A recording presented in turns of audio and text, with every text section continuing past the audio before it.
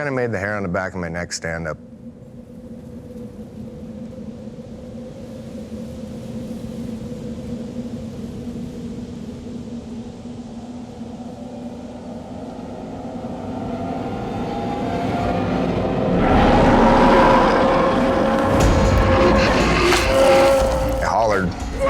She didn't slow down.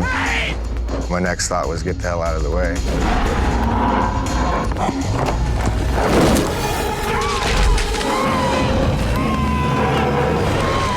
I was just freaking out.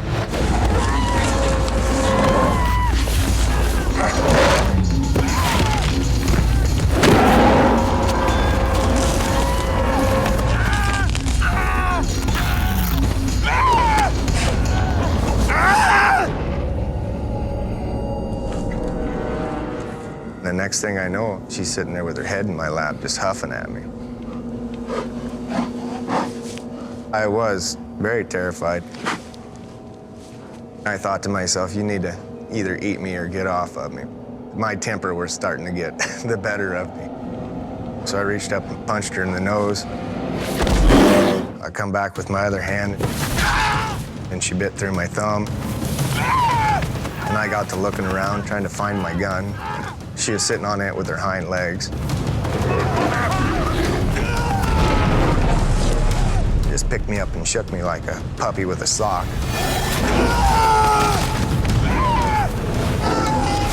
It felt like vice on your leg. And then I thought to myself, oh, you're dead right there.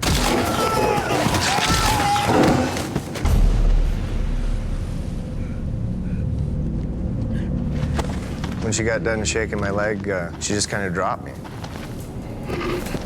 I think she was just gonna see if she'd done enough damage that she could just leave me there. As long as Bram keeps still, the bear thinks he's no longer a threat. The moment he moves, the bear attacks again.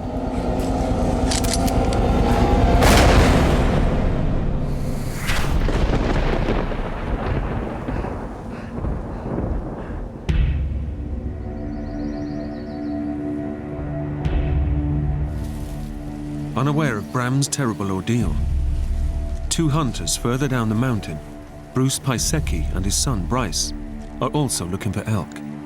So far, without any luck. Come on, son. Our luck will turn. On their way to try a new spot, Bruce sees something that makes him very nervous. I'm starting to see bear sign and footprints of the bears. See that? It's a big claw. Pretty recent, too. But the hair was starting to stand on the back of my neck. With bears in the area, Bruce wants to get off the mountain as quickly as possible. That means going straight down through unknown territory. At the bottom, they'll try to find a trail to lead them back to their camp, a couple of miles away. There was something crawling up my neck that told me something's wrong. Pay attention. And part of it I told myself was, you just don't know where you're going. You're worried about getting lost.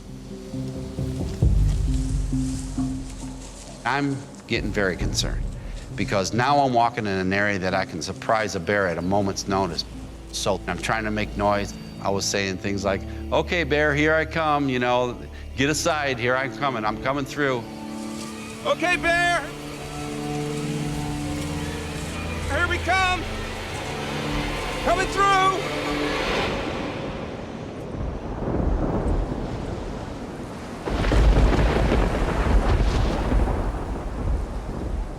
Bram has done the nearly impossible. He's killed a grizzly with a single shot.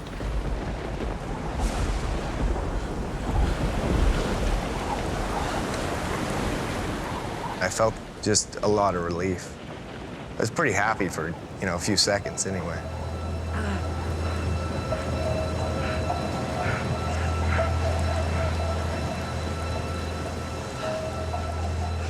Didn't really know what all the wounds I had. I was just kind of trying to figure out, what damage was being done and what I needed to do to get out of it.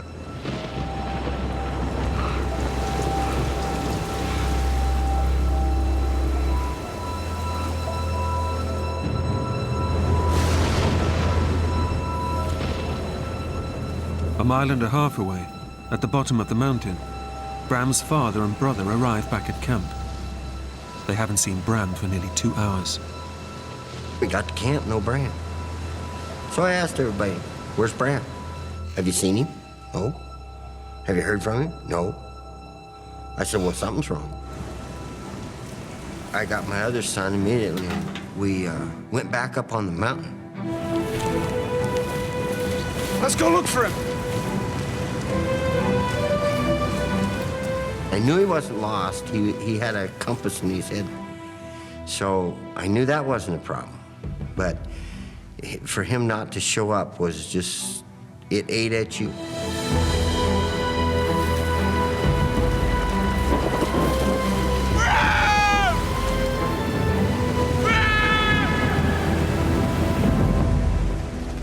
Back up the mountain, Bram is taking stock of his wounds. Adrenaline is pumping through his body, so he has no idea how badly he's hurt. I noticed my shoulder hurt. My head was bleeding, but I didn't really know what all the wounds I had. Bram has been savagely mauled. The bear has ripped his scalp and bitten deep in several places. But the adrenaline is stopping him from feeling the worst of his injuries. Standing up for the first time since the attack, Bram is in for a shock. His right thigh has been ripped from the bone. My upper thigh was just shredded. You could see the artery in there just pulsing, and then just big slabs of meat just kind of hanging loose.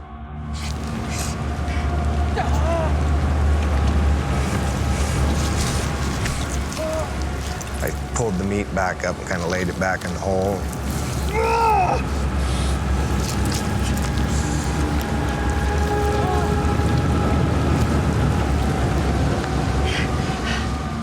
I wrapped my hunter's orange vest around the wound and kind of tried to tourniquet it a little bit.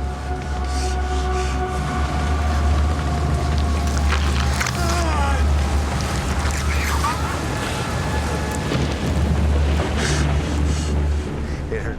He's rapidly losing body heat and dehydrating even further from the effects of swallowing seawater. As soon as it got to be night, the swells were getting bigger, it was colder, and I was getting more water in my mouth, which I knew eventually over time could be responsible for taking my life.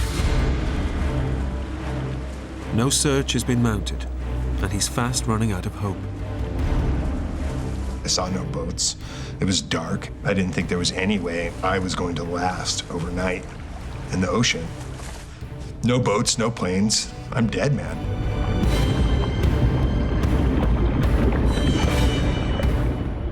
I don't think that I've ever felt more vulnerable.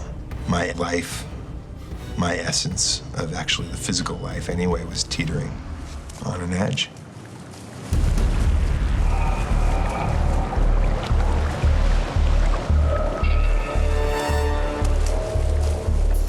Just when it seems things can get no worse, Will comes under attack from beneath the water.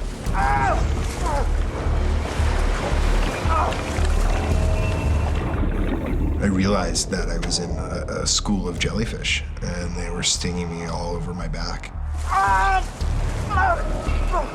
Jellyfish tentacles contain thousands of tiny needle-like filaments that deliver small doses of venom just below the skin. The pain was excruciating. It was all over my back, my legs, my feet, everywhere. It was extremely painful. The jellyfish is stinging Will's skin, leaving welts and bleeding sores. The salt water stings him relentlessly. It was excruciatingly painful. I was crying. I mean, it hurt so badly. Will desperately tries to escape the jellyfish. I swam faster to swim out of the school. But he just keeps swimming into yet another school. I was, taken aback by the amount of times I was stung by the jellyfish. My God, how much worse can this get?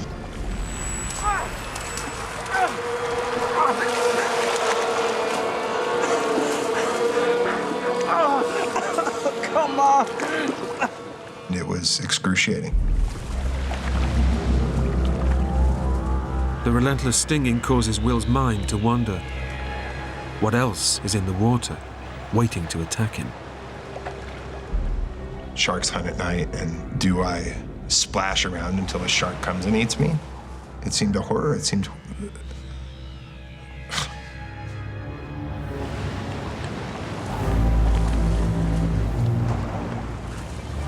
And then his worst fears become real. There is something in the water, and it's heading straight for him. I saw something floating in the water. And be it shock...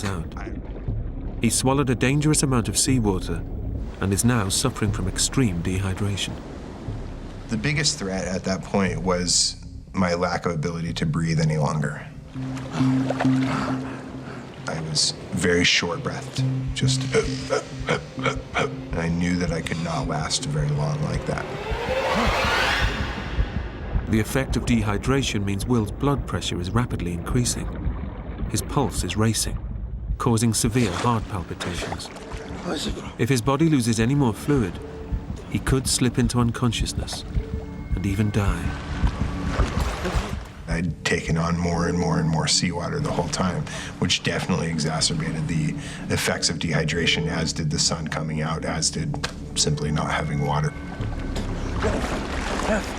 Jesus. I was thinking that within the next few minutes I was going to drown.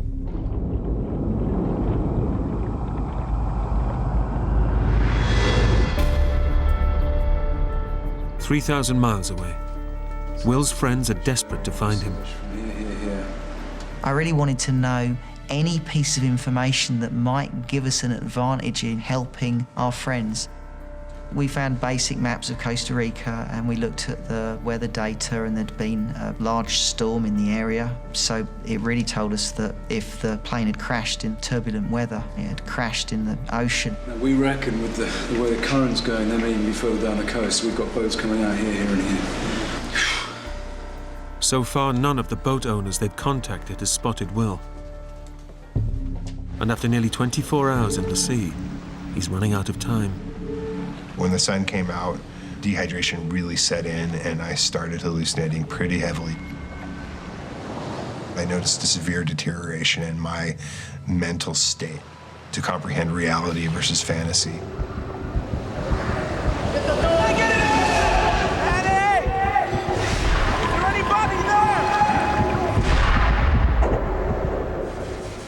Will has swallowed so much seawater, his kidneys can't flush out the excess salt. His body is gradually shutting down, bringing on hallucinations. I would think I saw a shark fin over here, and I would look over there and, and think I saw something else over there, and I knew that there were turtles there that can just slice you open and eat you, So those things were seeping in. Will's ordeal has driven him to the edge of insanity, and his body is ready to give up the fight. I just felt at that point that I had very little physical and mental energy to keep my head above the water. I had been in excruciating pain from the jellyfish. Dingoes and the wild dogs were watching me constantly. We really started to think, well, I'm not going to get out of this.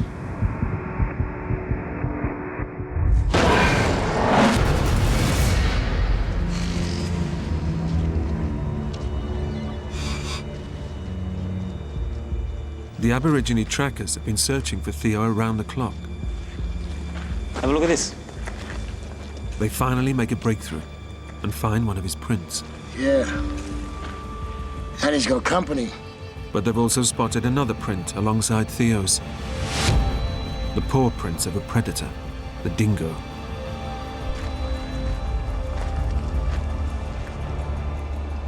Can I speak to you, missus? Yeah, sure. He's still alive. How do you know? We've seen his footprints. The dingoes are following him. They'll keep following him, missus. Why? In case he falls.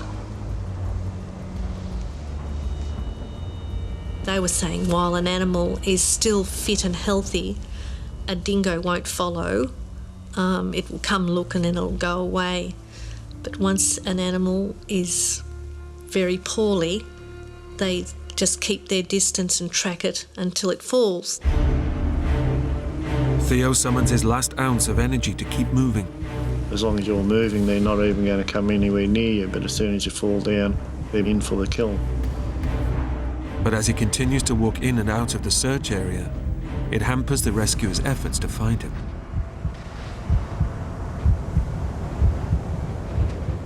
Theo's mental reasoning has now become so clouded that he clings onto his expensive metal detector, but drops his pick, his only defense against the dingoes. I'd basically left the only decent weapon that I had against them laying back in the dirt.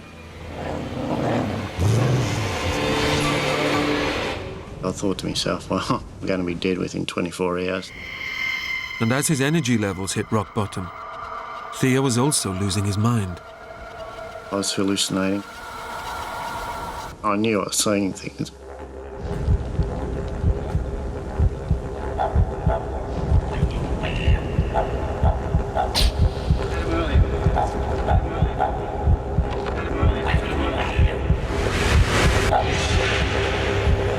Feeling lucky?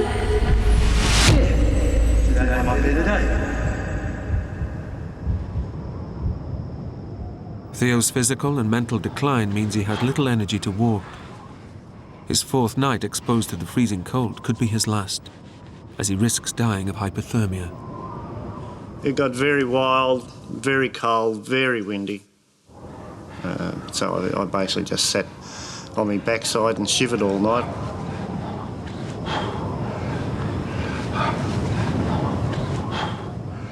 You were shivering all the time, you were cold, you couldn't lay down, you were aching all the time. All you're waiting for is the sun to come up so you can just start getting warm again.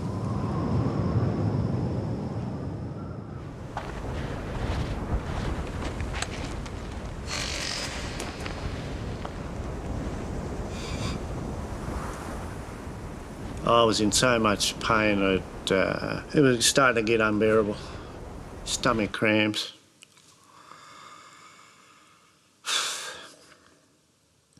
I thought that I heard something move. And I seen a couple of coyotes off on the right. Ken's biggest fear has been realized. The scent of the skinned beaver has attracted some unwelcome visitors.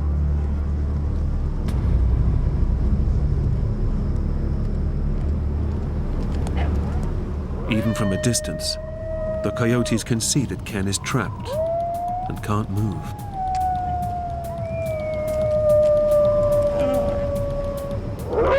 Coyotes can be unpredictable. It's not the first time that they have attacked humans. When I heard coyotes messing around, I thought there was a possibility that they might get more aggressive. My soul, my Savior, God to me, how great thou art.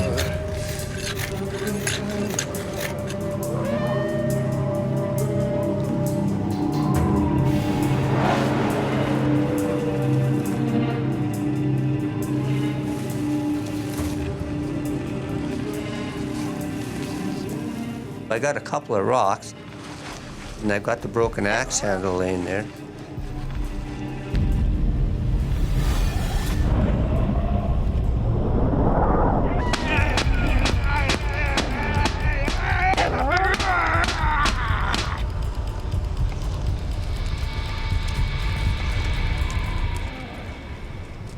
I thought, how long that would last, who knows?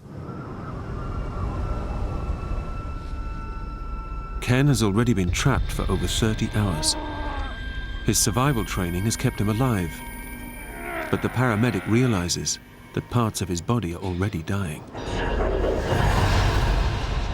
Just before daylight, they came back. The coyotes have returned, and this time they changed their tactics, closing in on Ken from behind. Unable to see them, Ken can only imagine their next attack. You can hear them scratching, and you can, quick pitter-patters of feet. And then you hear a little yap. And then you can hear some more feet, so you don't know whether they're 200 yards away or whether they're right behind you. They were definitely excited, and they were getting each other excited. As the coyotes move in for the kill, they discover one of the dead beavers that fell off the quad during the crash. It sounded just like they were fighting over it. They sounded like they were a lot closer.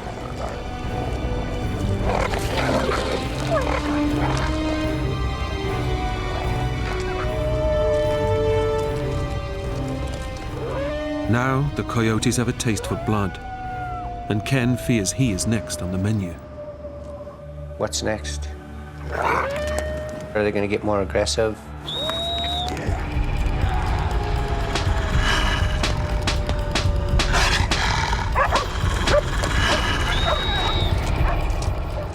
The frenzy of noise seems to attract the attention of the dogs in the nearby farmhouse.